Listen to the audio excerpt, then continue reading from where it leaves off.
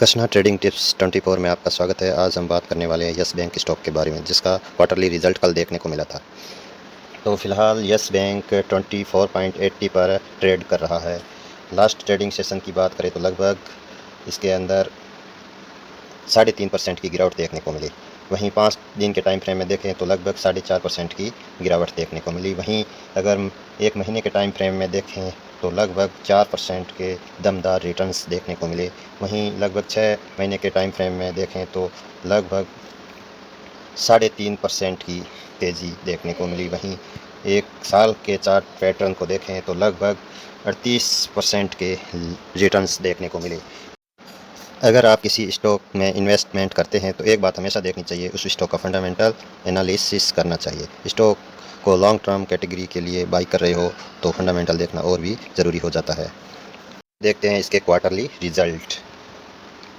तो जून 2023 में 6,445 करोड़ का रेवेन्यू था, फिर बढ़कर 6,714 करोड़ का रेवेन्यू हुआ, फिर बढ़कर 6,999 करोड़ का हुआ, फिर पिछले क्वार्टर में 7,458 करोड़ का रेवेन्यू फिर बढ़ा, अब जून क्वार्टर में 7,725 करोड़ का रेवेन्यू। कुल मिला के रेवेन्यू में लगातार बढ़ोतरी हो रही है। ये यस बैंक के लिए प्लस पॉइंट है।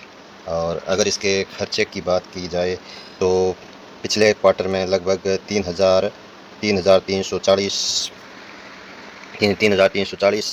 करोड़ का खर्च हुआ। अब की बार क्वार्टर में 2,820 करोड़ रेवेन्यू खर्च हुआ है, मतलब खर्चा कंट्रोल किया गया है। अब की बार खर्च कम किया गया है। अब आते हैं इसके नेट प्रॉफिट पर। नेट प्रॉफिट देखें तो जून क्वार्टर में 2023 जून क्वार्टर के अंदर 347 करोड़ का नेट प्रॉफिट हुआ। उसके बाद 229 करोड़ का, फिर 243 करोड़ का बढ़ा, फिर 468 करोड़ का नेट प्रॉफिट, और अब जून क्वार्टर के अंदर 516 करोड़ का। इसका रेवेन्यू भी लगातार बहुत ज़बरदस्त तरीके से बढ़ा है। तो ये भी यस बैंक स्टॉक के लिए प्लस पॉइंट है। और अब इसका देखते हैं नेट एनपीए। नेट एनपीए पिछली बार की अपेक्षा कम हुआ है।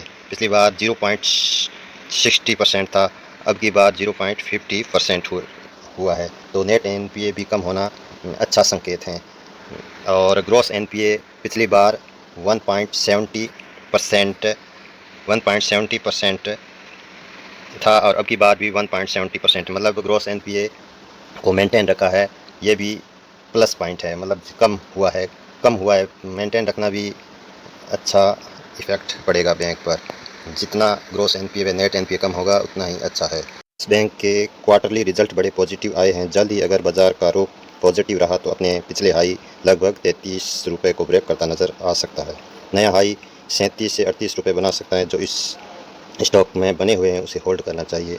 इन्फॉर्मेटिव वीडियो देखने के लिए चैनल को सब्सक्राइब व बेल आइकन को हिट करें।